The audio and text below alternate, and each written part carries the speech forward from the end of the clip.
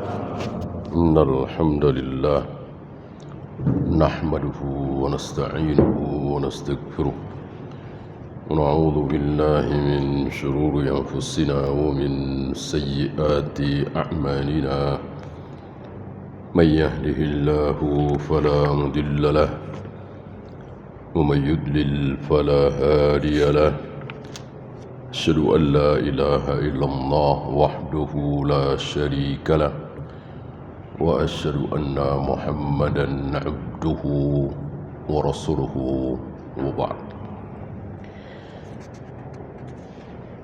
Kita sampai nomor 7, konsekuensi dari syahadat kedua. Artinya, kalau kita ingin syahadat kita sah, syahadat yang kedua, kita wajib memenuhi beberapa syarat. Beliau menghitung di sini 8. Ya. Kalau kita tidak memenuhi 8 hal itu, bisa-bisa syahadat kita yang kedua tidak sah. Syahadat tidak sah, solatnya. Syahadat tidak sah, berarti solatnya tidak sah juga. Puasanya, ya jelas tidak sah. Zakatnya, hajinya, jihadnya, semuanya tidak sah. Orang syahadatnya aja tidak sah. Syarat diterimanya amal kan harus beriman. Kalau tidak beriman, ya tidak akan diterima seluruh amal kita, sama dengan orang kafir. Ya. Maka rugi sekali tentunya kalau syahadat kita batal. Ya. Nah, biar tidak batal, yang pertama sudah ya, apapun yang beliau ucapkan wajib kita percaya, seaneh apapun. Yang kedua sudah melaksanakan seluruh perintah beliau. Yang ketiga juga sudah menjauhi seluruh larangan beliau. Yang keempat, jangan mendahulukan ucapan siapapun di atas ucapan beliau. Nih ada hadisnya? Enggak. Saya mau pakai Imam Syafi'i. Ini sabda Nabi? Enggak.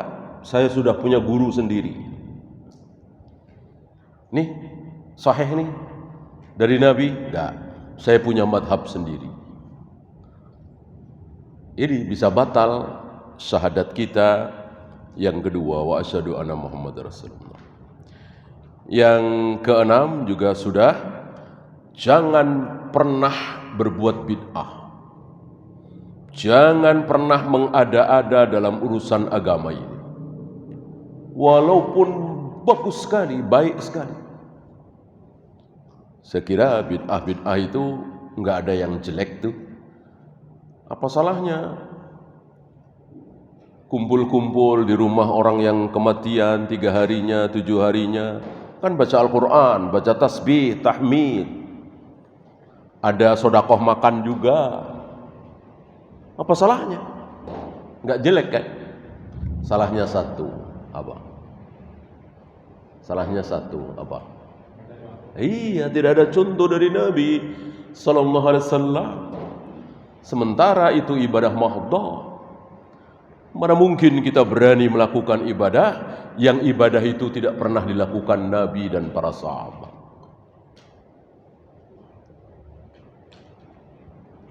Sekarang yang ke-7.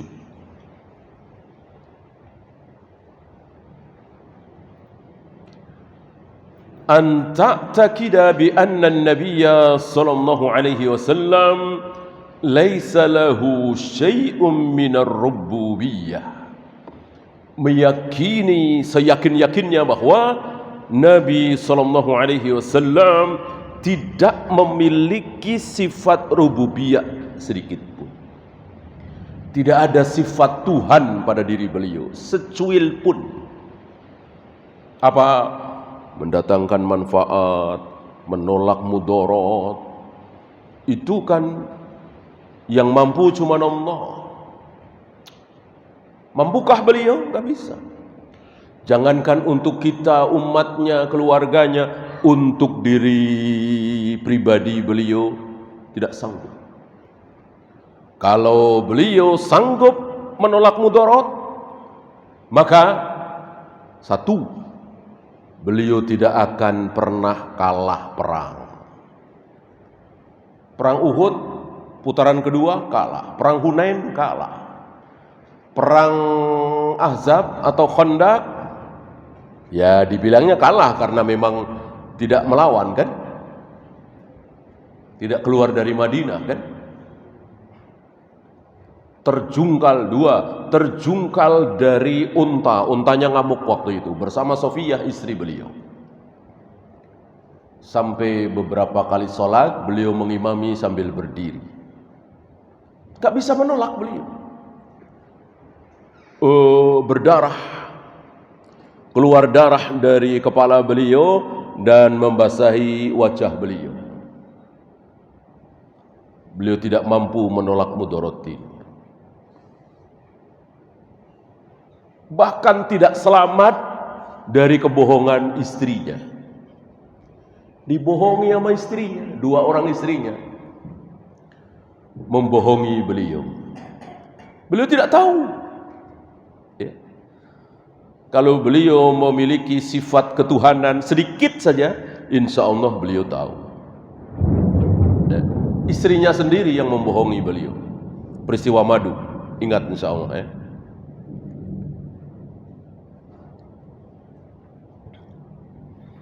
Yang dengan kebohongan ini beliau mengharamkan madu. Lalu beliau ditegur oleh Allah dalam surat At-Tahrim itu. La tuharrimu ma ahallallah. Jangan engkau mengharamkan apa yang Allah halalkan.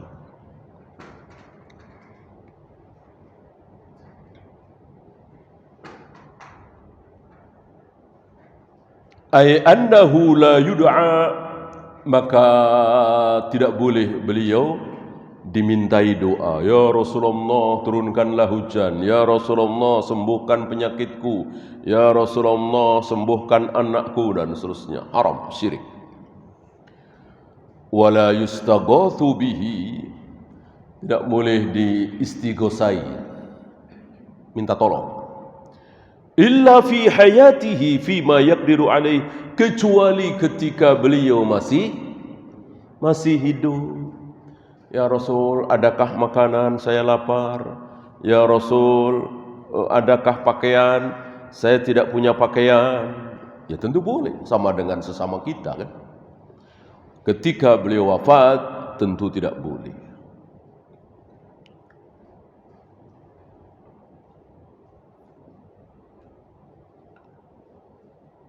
Mana dalil? Suratul A'raf 188.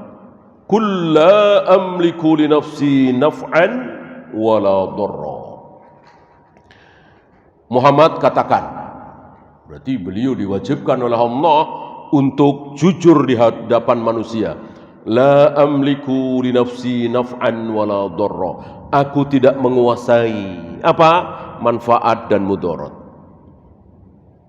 Manfaat dan mudarat Allah yang menguasai, bukan aku.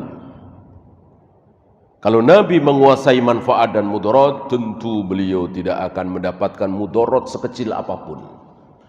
Buktinya tadi, berapa kali beliau mendapatkan mudarat, ya sakit, ya berdarah, ya kalah perang, ya dibohongi, diusir bahkan, ya kan, dicaci maki. Illa masya Allah, kecuali yang dikehendaki oleh Allah. Jadi ketika beliau selamat dari percobaan pembunuhan orang Yahudi, itu kehendak Allah. Bukan karena kesaktian beliau. Beliau tidak sakti. Ya. Masuk sakti kok berdarah.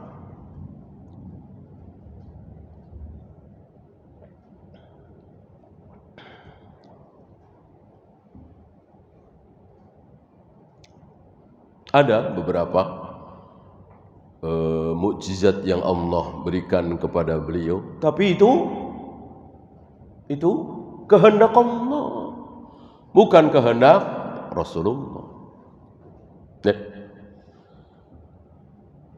Ali, tolong kejar. Ada wanita yang sedang menuju Mekah. Dia membawa surat rahasia. Kejar dia. Nabi tahu, berarti beliau sakti mengetahui hal yang gaib? Tidak. Beliau diberitahu oleh Allah bahwa sekarang ini ada seorang wanita yang membawa surat rahasia. Dikejar oleh Ali bin Abi Thalib dan beberapa sahabat, 2 atau 3. Betul. Dari kejauhan ada pengendara. Ali tidak menyangka kalau itu perempuan, karena terlihat kakinya saja, belakangnya penuh dengan muatan. Langsung karena Ali sikoh kepada Nabi, mana surat rahasia itu? Perempuan itu mengatakan, tidak ada surat rahasia. Apa? Saya tidak tahu. Ali mengancam, berikan atau aku telanjangi engkau. Dari sini keluar hukum bahwa melakukan perbuatan haram boleh, kalau sekedar ancaman. Menelanjangi seorang wanita kan haram, tapi sekedar mengancam boleh. Kan apa yang diucapkan oleh Ali ini sampai kepada Nabi SAW. Keluarkan surat itu atau aku telanjangi engkau. Karena takut akan ditelanjangi dan pasti ketahuan, maka dibukalah gelungan rambut wanita itu, dan di dalamnya ada surat rahasia dari seorang pernah dengar? Seorang sahabat, bukan orang Yahudi, bukan orang kafir, sahabat. Hatib bin Abi Balta'ah. Isi surat itu membocorkan rencana Nabi mau menyerang Mekah, dan surat itu ditujukan untuk pembesar-pembesar Quraisy. Berkhianat kan? Panjang ceritanya. Intinya Nabi tahu hal itu karena diberitahu oleh Allah, mungkin lewat Jibril. Buktinya yang lain beliau nggak tahu. Kalau beliau mengetahui hal yang gaib, ya semuanya beliau tahulah. Dibohongi oleh istrinya juga beliau tahu, ternyata tidak.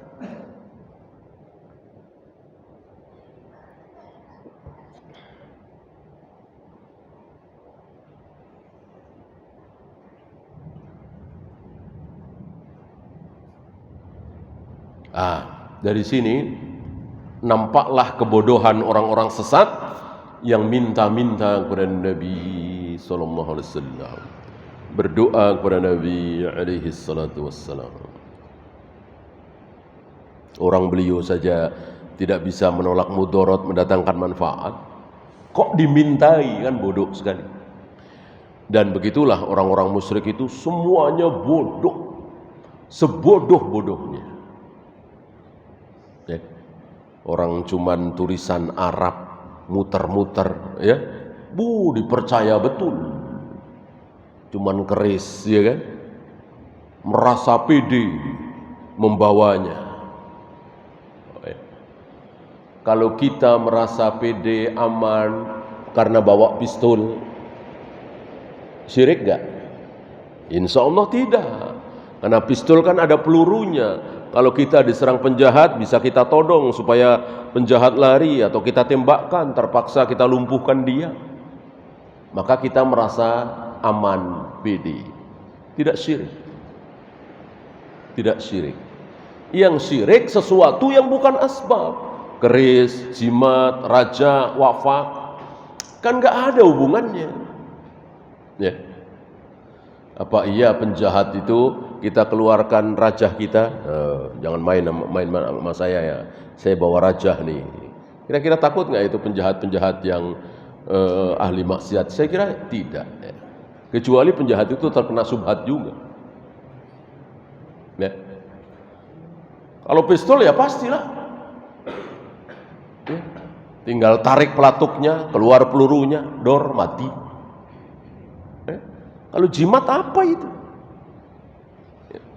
Kok dipercaya mendatangkan kekuatan? Bodoh sebodoh-bodohnya.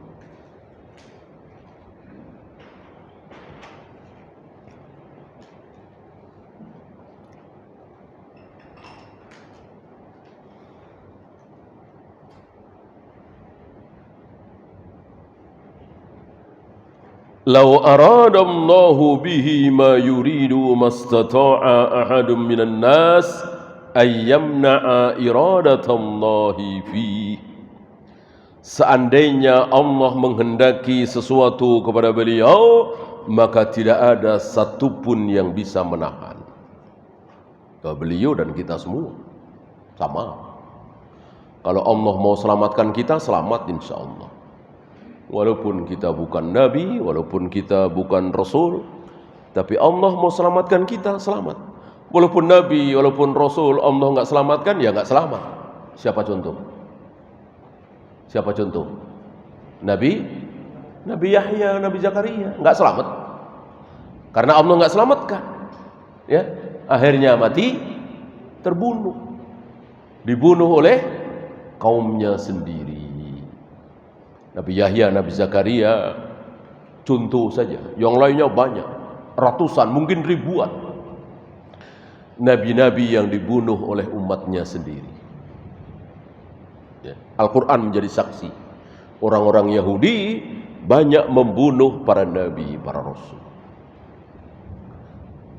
Kita mau katakan gimana nih? Ya.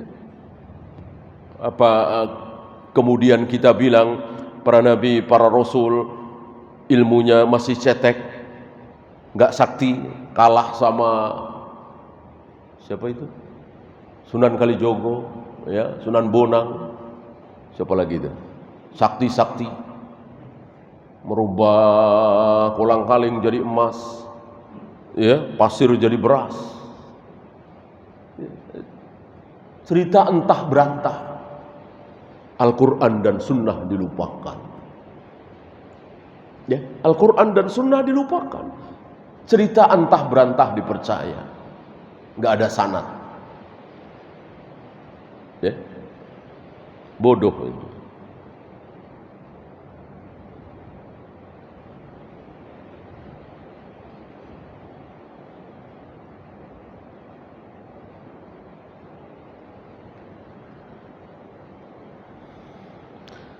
Lau jaa insanun mahmumun maghmumun ila qabrin Nabi sallallahu alaihi wasallam waqala. Seandainya ada orang yang sedang bersedih, berduka cita, datang ke kubur Nabi sallallahu alaihi wasallam, ya Rasul, agithni fa inni mahmumun maghmumun. Fayakunu hadza musyrikan syirkul akbar. Ini syirkul akbar, keluar dari Islam. Ya. Jangankan berdoa, ya, jangankan berdoa memohon, ya Rasul turunkanlah hujan, ya Rasul sembuhkan. Jangankan berdoa, ya, memanggil-manggil saja, menyebut saja, Ibnu Mas'ud nggak mau. Ketika Nabi sudah wafat. Tentu antum masih ingat bagaimana Ibnu Mas'ud mengganti lafaz at-tahiyyat yang berbunyi assalamu alayka ayyuhan nabiyyu wa rahmatullahi wa barakatuh. Salam bagimu wahai Nabi. Setelah Nabi wafat, lafaz ini diganti oleh Ibnu Mas'ud assalamu ala nabi wa rahmatullahi wa barakatuh. Salam bagi Nabi, bukan salam bagimu wahai Nabi. Kenapa? Nabi sudah wafat. Ibnu Mas'ud tidak mau berdialog dengan Nabi. Nabi sudah wafat. apalagi meminta, memohon, merengek, dialog saja nggak mau. Lihat kaum muslimin hari ini, begitu lancarnya mengucapkan ya Rasulullah, ya Nabi Allah, seolah-olah kita bisa berdialog dengan beliau, bisa ngobrol dengan beliau. Ibnu Mas'ud tidak mau. Dan apa yang diucapkan oleh Ibnu Mas'ud ini, dilakukan oleh Ibnu Mas'ud ini, mengganti lafaz at-tahiyat tadi, tidak ada satupun sahabat yang protes, yang menentang. Ya. Taulah kita dari sini bisa disimpulkan bahwa ini sudah ijma'. Istilahnya ijma' sukuti. Ijma' dengan cara diam. Antum tahu para sahabat itu kalau tidak setuju pasti, kalau tidak sependapat, tidak setuju pasti protes. Pasti ngomong, nggak mungkin diam. Karena para sahabat adalah manusia-manusia yang sangat cemburu terhadap kebenaran. Kalau ada sebuah kebenaran dimain-mainkan, kalau ada sebuah kesalahan, para sahabat tidak mungkin diam. Ya. Bahkan Ibnu Abbas sampai mengatakan, dusta itu musuh Allah, itu dusta dia. Ketika ada seseorang mengatakan bahwa Khadir yang bertemu dengan Nabi Musa itu bukan Nabi Musanya Bani Israel, Nabi Musa yang lain, yang ada di surat Al-Kahfi itu. Marah Ibnu Abbas dengan mengatakan kadzaba adunullah, dusta itu musuh Allah itu. Keras kalau salah, kalau diam berarti tidak salah, berarti setuju. Ya. Ketika Utsman bin Affan mengadakan azan Jumat 2 kali, ada yang protes nggak? Ada yang terlihat mencolok Ibnu Umar, ada. Berarti tidak ijma'. Adzan Jumat 2 kali bukan ijma' sahabat. Orang ada yang protes. Ijma' itu nggak ada yang protes. Seperti ini nggak ada yang protes. Ya.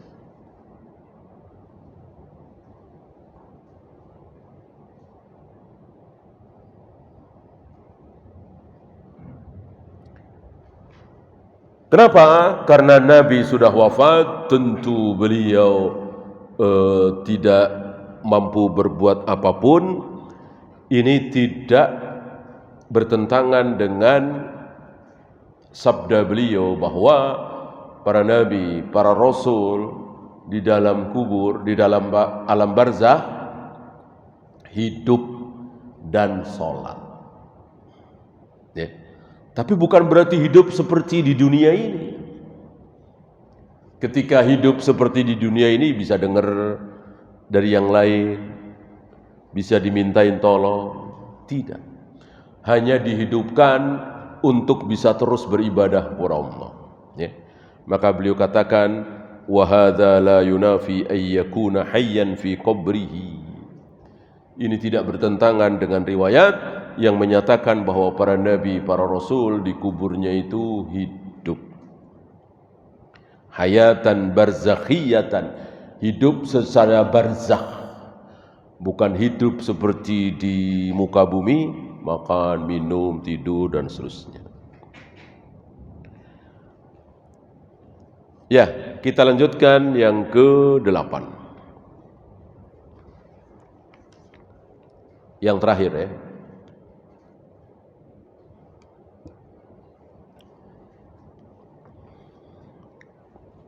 Apa yang ke-8? Konsekuensi dari asyhadu anna Muhammad Rasulullah, ihtiramu aqwalihi, menghormati, memuliakan ucapan-ucapan beliau. Bimakna ay yahtarima aqwalan Nabi sallallahu alaihi wasallam fala tada ahadithahu fi amakin ghaira la'iqatin. Dalam arti jangan meletakkan sabda-sabda beliau, kitab-kitab hadis di tempat yang tidak sewajarnya. Di WC, di got, di bawah, di ini. Ini salah satu adab para ulama ahlul hadis. Banyak sekali adab mereka. Imam Malik itu enggak mau baca hadis kalau belum wudu. Padahal kan boleh-boleh saja. Ini adab. Ya. Maka jangan letakkan sabda-sabda beliau yang ada di kitab-kitab hadis, Riyadhus Shalihin misalnya, Bulughul Maram misalnya, Sahih Bukhari misalnya, berserakan di lantai. Ya. Li'anna hadza naw'un minal imtihan. Ini bagian dari penghinaan, pelecehan, tidak menghormati. Wa min dzalika alla tarfa'a sautaka 'inda qabrihi. Termasuk ada pula jangan teriak-teriak. Jangan histeris. Jangan ngomong keras. Di mana? Di dekat kubur beliau. Apalagi di situ ada Masjid Nabawi, ya kan? Udah ziarah saja. Assalamualaikum ya Nabi. Assalamualaikum ya Abu Bakr. Assalamualaikum ya Umar. Sebentar, udah. Nggak usah berlama-lama di situ, ngapain? Ya. Dan sekali ke Madinah, ziarah ke kubur Nabi berapa kali? Seminggu misalnya, 5 hari kita di Madinah. Ziarah ke kubur Nabi sunnahnya berapa kali? Sekali saja. Sama dengan umroh. Kita 5 hari seminggu di Mekah, umroh berapa kali? Cukup sekali saja. Umroh itu kan 3 jam, 4 jam selesai. Anak muda mungkin bisa 2 jam. Cuman tawaf, sa'i, mencukur. Ya.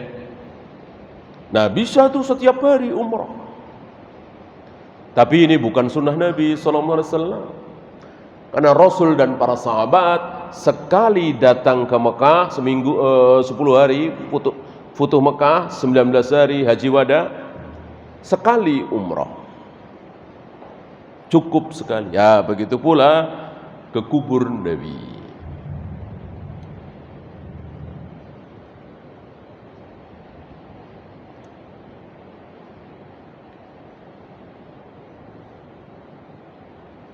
Waqad sami'a Amirul Mukminin.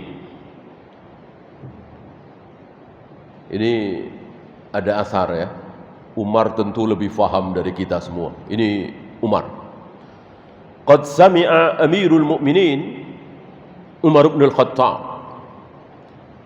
Umar bin Al-Khattab Amirul Mukminin mendengar rajulaini qadima minat Taif. Ada 2 orang yang datang dari Taif.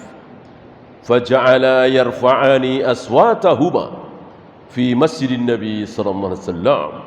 Bersuara keras. Ngomongnya keras di Masjid Nabawi dekat kubur Nabi. Apa kata Umar? Ini zahirnya Nabi sudah wafat ya, Abu Bakar sudah wafat. Umar yang memimpin kaum muslimin. Laula annakuma min ahli Taif, seandainya aku tidak tahu, seandainya engkau berdua bukan dari Taif, seandainya kalian berdua bukan orang Taif, la auja'tukuma dorban, aku pukul kalian berdua. Kita tahu kecemburuan Umar terhadap kebenaran. Ini salah, ini maksiat nih, mungkar ini. Kalau kalian berdua bukan orang Taif, aku pukul kalian. Nah, berarti ada keutamaan Taif, keutamaan Mekah, keutamaan Madinah, keutamaan Yaman, ya, keutamaan Syam, ya, keutamaan Indonesia, Malaysia, Brunei, nggak ada. Secara dalil nggak ada. Ya sama aja. Adapun Yaman disebut-sebut oleh Nabi, Syam disebut-sebut oleh Nabi, Mekah, Madinah apalagi. Ya, ada keutamaan tempat.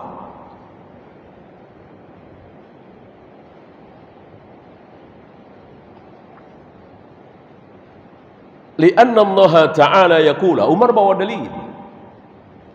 Sekelas Umar yang insya Allah seluruh kaum muslimin sikoh kepada beliau, tetap bawa dalil. Ya. Jangan mentang-mentang disikoi oleh masyarakat, lalu nggak perlu dalil. Seperti sebagian tokoh di negeri kita ini, seolah kebenaran itu pasti keluar dari mulutnya. Yang keluar dari mulutnya itu pasti kebenaran. Tanpa ayat, tanpa hadis, boleh, jangan, ya halal, haram. Seolah agama punya dia.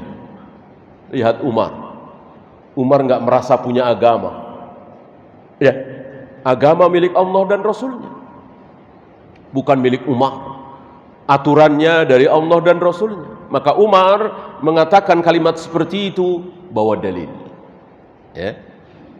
Awal-awal dari surat Al-Hujurat. Ya ayyuhalladzina amanu, wahai orang-orang yang beriman, la tarfa'u aswatakum, jangan kalian tinggikan suara kalian fauqa sautin nabi, di atas suara Nabi. Nabi ngomong sekian, kita di atasnya, bahaya, haram. Apa bahayanya? Saya bacakan. Wala tajharu lahu bil qawli kajari ba'dikum li ba'din. Jangan mengeraskan suara di hadapan Nabi sebagaimana kalian mengeraskan suara terhadap orang lain. Orang lain terserah. Di atas suara Umar, di atas suara Abu Bakar, di atas suara Bilal, enggak masalah. Di atas suara Nabi haram. Kalau Nabi ada di situ, ya. Apa? Antahbata a'malukum wa antum la tash'urun. Amalmu bisa hapus, amalmu bisa hilang, dan engkau tidak tahu, tidak sadar. Mengerikan sekali, ya. Luar biasa hak beliau. Allah berikan hak yang luar biasa kepada beliau. Bersuara keras melebihi suara Nabi bisa hapus amal kita. Siapa yang bikin aturan itu? Allah Rabbul Alamin. Bukan beliau yang bikin aturan begitu. Allah Rabbul Alamin, bukan maunya beliau. Ayat Al-Quran. Beliau kan cuma menyampaikan, beliau nggak pernah ngarang. Dan tidak ada beliau menginginkan sendiri hak-hak seperti itu. Ya. Ini ada kisah Sabit bin Qais. Sabit bin Qais. Ketika turun ayat tadi, ada seorang sahabat bernama Sabit bin Qais, mimman yaktubu baina yadayin Nabi sallallahu alaihi wasallam wa kana jahriyas saut. Dia sering berbincang dengan Nabi sallallahu alaihi wasallam dan suaranya keras. Kan ada, ya, teman-teman kita, saudara kita, kalau ngomong nggak bisa pelan. Kalau ngomong, ya 10 meter, 15 meter orang pada dengar. Kan ada, ya.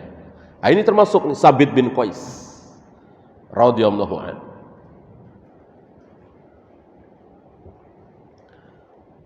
Ketika turun ayat ini, gemetar dia, takut dia.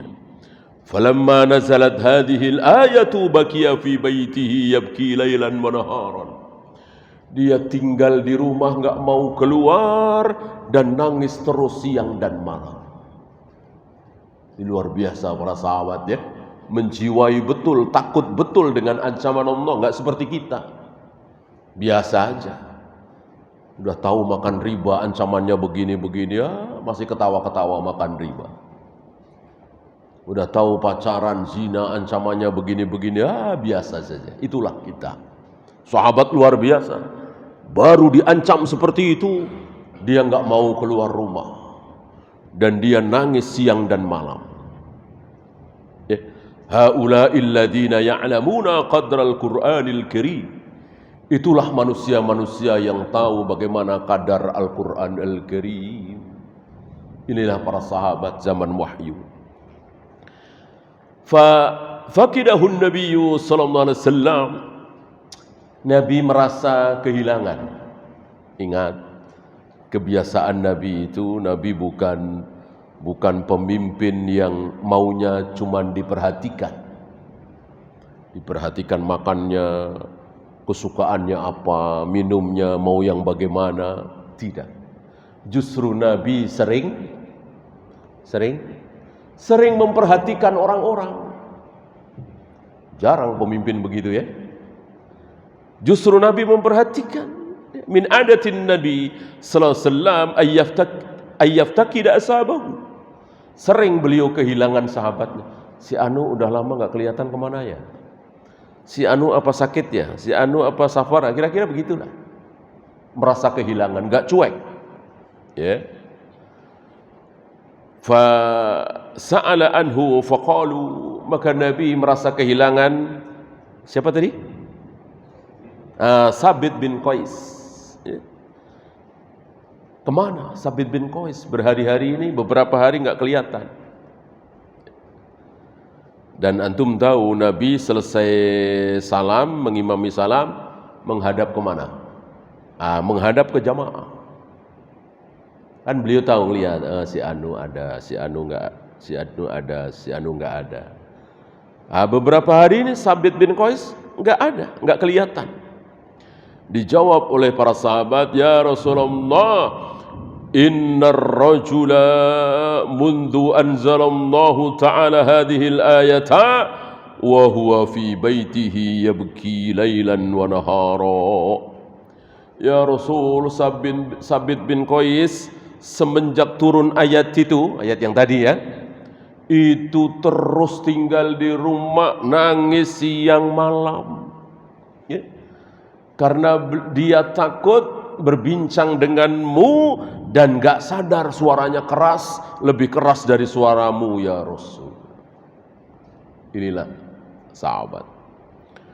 Faqala an-nabiy sallallahu alaihi wasallam, lalu Nabi mengatakan, idhab fad'uhu li, pergilah bawa dia kemari.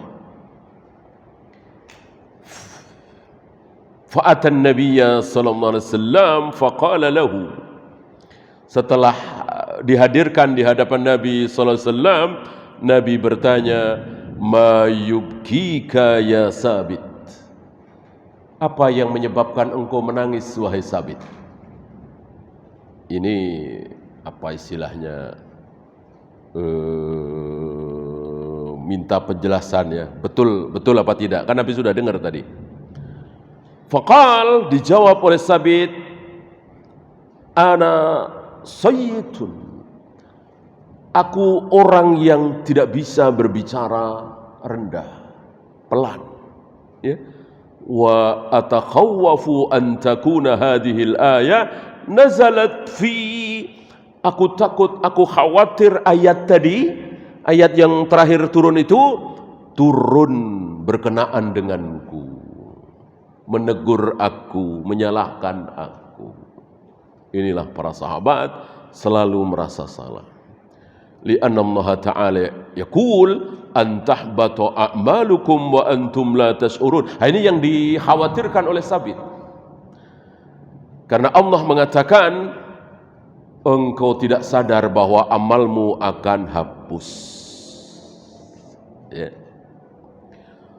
Faqala lahu Rasul sallallahu alaihi wasallam, amma tardo an ta'isha hamidan wa tuqtala syahidan wa tadkhulal jannah. Dihibur dengan 3 ya. Engkau akan hidup mulia, engkau akan mati dalam keadaan syahid, dan engkau akan masuk surga. Justru dihibur. Ini keluar kaidah dari sini. Ketika seseorang khawatir, takut, tidak merasa aman dari makar Allah, dari takdir Allah, justru dia akan diamankan oleh Allah. Ini dia. Ini kan berbeda dengan Abu Jahal, Abu Lahab. Berbeda dengan orang-orang Yahudi. Orang-orang Yahudi itu merasa aman dari azab Allah. Akhirnya diazab. Para sahabat, para nabi, para rasul tidak merasa aman dari azab Allah. Akhirnya diamankan, dijamin keamanannya. Wallahu a'lam. Ya, silakan. Adzan dulu. Wassallallahu ala Muhammadin sallallahu alaihi wasallam wa akhiru da'wana alhamdulillahi rabbil alamin. Alhamdulillah, salatu wassalamu ala rasulillah, la hawla wa la quwwata illa billah, ba'd. Ada pertanyaan?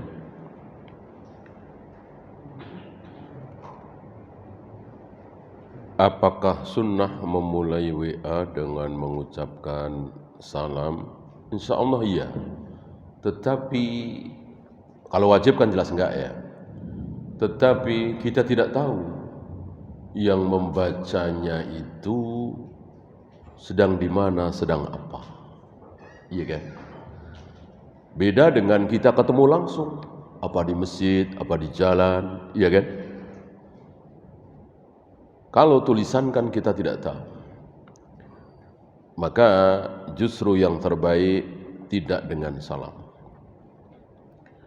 Apakah masih dikatakan berkah uang yang dihasilkan dari pekerjaan halal sementara dia tidak sholat seharian? Jelas tidak.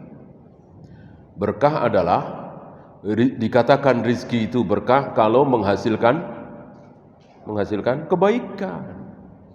Dengan rizki itu dia jadi bisa ibadah, bisa sedekah, bisa ngirim orang tua di kampung. Nah, itu berkah. Kalau tidak sholat ya gimana berkah? Bolehkah menerima hadiah undian dari bank tempat penerimaan gaji? Ketika kita tidak melakukan sesuatu yang haram, ya, menyimpan uang di bank saya kira hampir-hampir tidak bisa dihindari, ya kan? Yang penting kita tahu ada bunga segini, langsung kita berikan kepada fakir miskin dan seterusnya. Nah, tiba-tiba kita diberi sesuatu. Halalkah menerima pemberian orang yang usahanya riba? Taruhlah rentenir.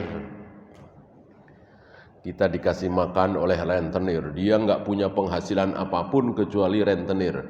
Kita dikasih makan. Halalkah? Halal. Mana dalil? Nggak tanggung-tanggung yang melakukan siapa? Nabi SAW. Yang mengundang beliau makan daging di rumah itu, si wanita itu, wanita Yahudi, itu penghasilannya apa? Rentenir. Orang-orang Yahudi Madinah rata-rata rentenir. Dan Nabi tahu itu, tetap dimakan. Bila tidak tahu imam duduk istirahat atau tidak, apakah langsung berdiri setelah imam selesai takbir? Iya. Kalau tidak tahu kan kembali hukum asal, tidak duduk istirahat. Karena duduk istirahat itu boleh dilakukan dan boleh ditinggalkan. Ketika imam duduk istirahat, kita para makmum wajib duduk istirahat. Ketika imam tidak duduk istirahat, haram bagi kita duduk istirahat.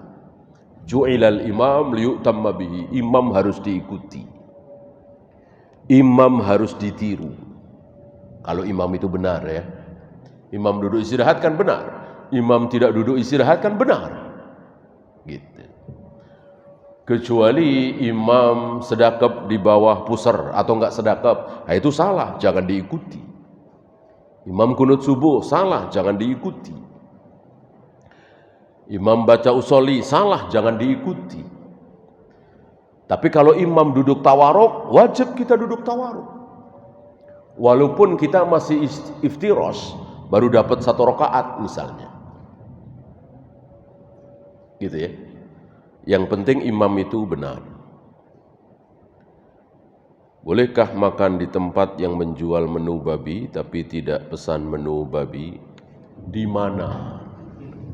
Di mana? Kalau di Australia, di Amerika, di Jepang mungkin. Kan sulit mau yang nggak ada babinya. Tapi kalau di Indonesia, di Jakarta nggak pantas ya. Sekalian menghajar mereka. Kalau kaum muslimin masuk ke warung-warung, restoran yang ada babinya, saya kira keenakan mereka ya, seolah kita nggak punya izzah. Walaupun yang kita pesan ikan, janganlah. Begitu ada babi kita tahu ya sudah, dihajar. Biarkan sesama mereka yang kafir yang makan. Apakah harta yang didapat ketika bermusik dulu dan sekarang sudah bertaubat harus disedekahkan semua atau boleh digunakan? Ada yang lain? Kalau nggak ada yang lain bagaimana? Kan dia butuh makan ya, dia butuh sesuatu untuk menopang hidupnya. Kecuali ada pendapatan yang lain, bismillah ya. Untuk fakir, miskin, mungkin kepentingan kaum muslimin. Padahal ratusan juta, karena itu hasil haram. Ada hasil halal cuman 20 juta, bismillah. Dengan uang 20 juta. Man taraka syai'an lillah, awwadahullahu lahu khairan minhu. Barang siapa yang meninggalkan sesuatu karena Allah, maka pasti Allah akan ganti yang jauh lebih baik. Apakah berbuat bid'ah termasuk bagian dari meninggikan suara lebih dari Nabi? Lebih dari itu saya kira ya. Tapi kan bab yang lain ya. Itu kan nomor sebelumnya. Ya. Sama-sama haram. Sama-sama bisa mengganggu syahadat kita yang kedua. Di zaman Nabi ada orang yang mati bunuh diri di medan jihad dan mencuri harta rampasan perang sehingga disabdakan masuk neraka. Apakah mereka termasuk kategori sahabat? Tidak. Tidak. Karena kategori sahabat adalah radhiyallahu anhum wa radu'an wa addalahum jannah. Mereka ridho kepada Allah, Allah ridho kepada mereka, dan mereka semua dijamin masuk surga. Ingat, yang jangankan yang berjihad bersama Nabi, yang sholat bersama Nabi, semuanya sahabat? Tidak. Ada orang-orang munafik. Munafik sahabat? Ya enggak lah. Mosok munafik sahabat? Munafik itu kan kafir. Cuman pura-pura sholat, pura-pura jihad, pura-pura. Kafir. Sahabat? Mosok sahabat kafir. Ya. Padahal sholat di belakang Nabi. Ya. Makan bareng Nabi, jihad bersama Nabi. Ini termasuk. Di antaranya kirkiroh. Ya.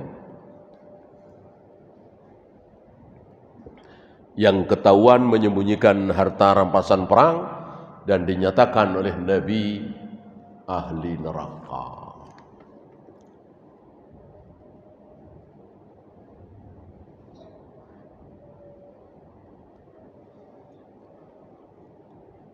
Saya tidak pernah berziarah ke kubur ayah dan beliau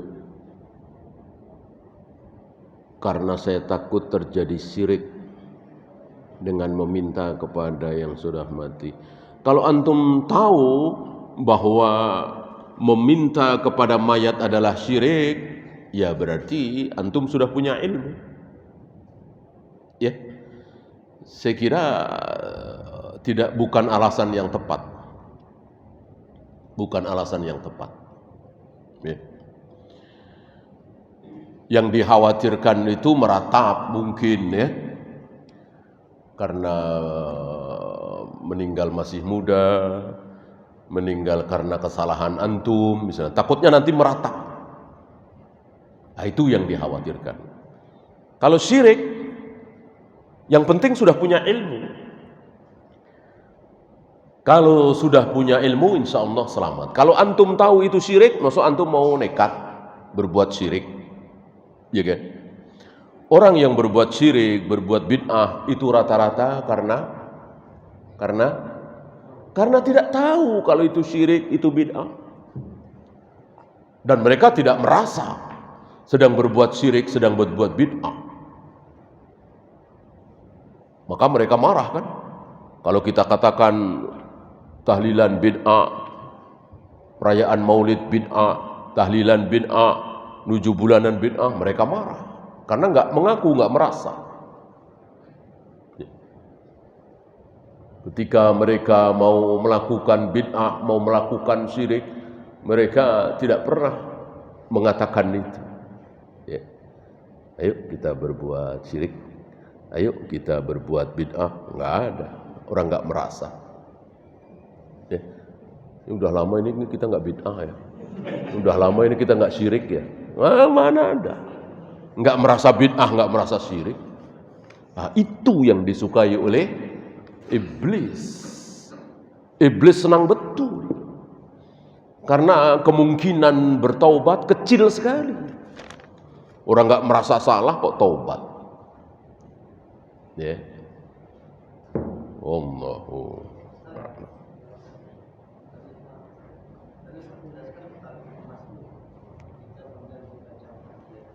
Nabi Muhammad kenapa? Ibnu Mas'ud kenapa? Ya, assalamualaikum diganti dengan assalamu ala nabi. Pertanyaannya, apakah apa? Bisa.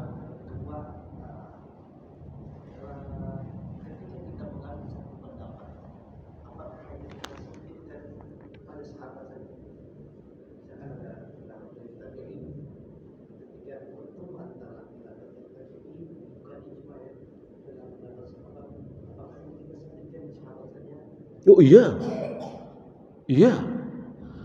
Ketika para sahabat itu hidup, Islam sudah sempurna belum? Sudah.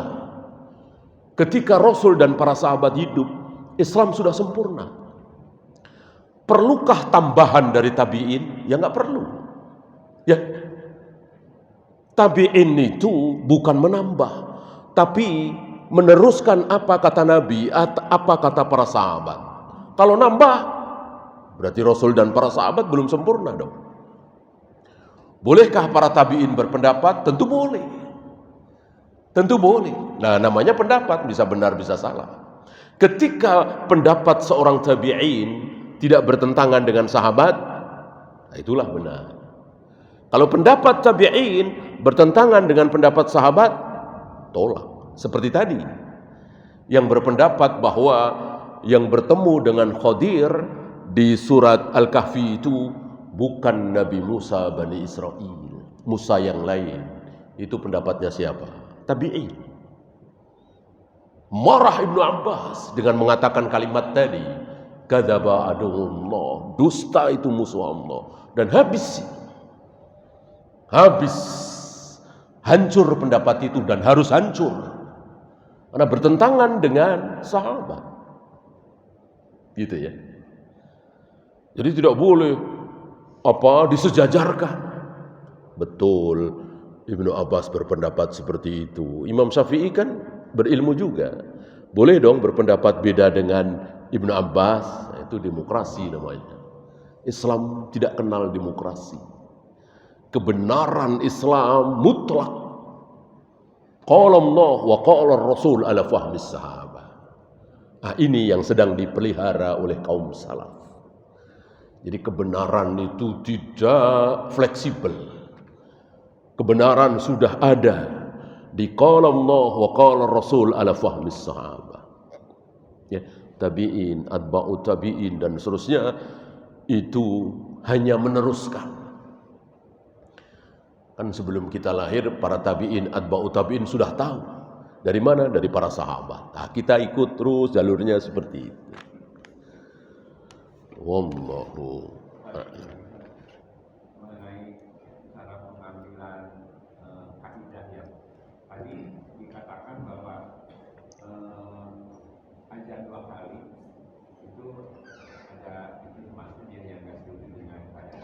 Ibnu Umar.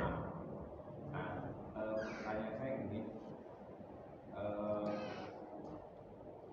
ketika terjadi khilafiyah antara sahabat itu ada 2 kali itu kaidahnya jadi bid'ah atau jadi haram? Kalau bid'ah pasti haram. Iya, bid'ah pasti haram. Jadi kesimpulannya? Iya, bid'ah. Iya. Ibnu Umar dalam hal ini yang aqrab lis-shawab, yang lebih dekat kepada kebenaran pendapat Ibnu Umar. Kenapa? Sesuai dengan perbuatan Nabi, sesuai dengan perbuatan Abu Bakar, sesuai dengan perbuatan Umar. 3 manusia terbaik ini, Rasulullah, kemudian Abu Bakar, kemudian Umar, azan Jumat sekali. Loh, kok berani-beraninya Utsman bikin 2 kali berbuat bid'ah? Itulah manusia. Tidak ada yang maksum. Maka tidak boleh kemudian kebenaran itu menjadi tadi ya, fleksibel kemana-mana. Ya bisa saja benar, mosok sekelas Utsman salah. Ya gak usah Utsman, Umar pernah salah, Abu Bakar pernah salah dalam masalah haji tamattu. Kalau dalam hal ini Utsman salah azan 2 kali ya gak masalah. Tidak kemudian beliau keluar dari sahabat, keluar dari golongan al-khulafa ar-rasyidin al-mahdiin, tidak. Beliau manusia, bukan malaikat. Jadi cukup 1 sahabat aja yang nggak setuju, artinya itu jadi. Untuk selanjutnya dibahas, yang sedang kita bahas ini kan udah jelas. Rasul adzan sekali, Abu Bakar sekali, Umar sekali, itu kan jelas sekali. Nah, nanti ada masalah lain. Ada masalah lain, misalnya perbedaan pendapat antara Aisyah dengan Ibnu Umar dalam masalah mandi junub wanita, ya kan? Nah, perlu dibahas lagi. Ya. Artinya jangan sembarangan, jangan mudah menyimpulkan kalau ada sahabat yang 2 pendapat, gimana cara mengambil dalilnya? Oh begini, nanti dulu. Kasus per kasus. Ya. Nah, kita kan sedang membahas itu doang kan? Adzan Jumat 2 kali, ya kan? Nah, kita sampai kepada kesimpulan Ibnu Umar mendekati kebenaran karena sama dengan Nabi, Abu Bakar, Umar. Gitu. Nanti masalah mandi junub lain lagi, masalah sutroh sholat lain lagi, masalah tidak ada haji tamattu lain lagi. Jadi satu-satu. Jangan kemudian semua perselisihan para sahabat, cara kita ngambil dalilnya begini, nggak ada. Ya. Satu-satu, sabar. Wallahu a'lam. Habis kita akhiri. Subhanakallahumma bihamdika asyhadu an la ilaha illa anta astaghfiruka wa atubu ilaik. Assalamualaikum warahmatullahi wabarakatuh.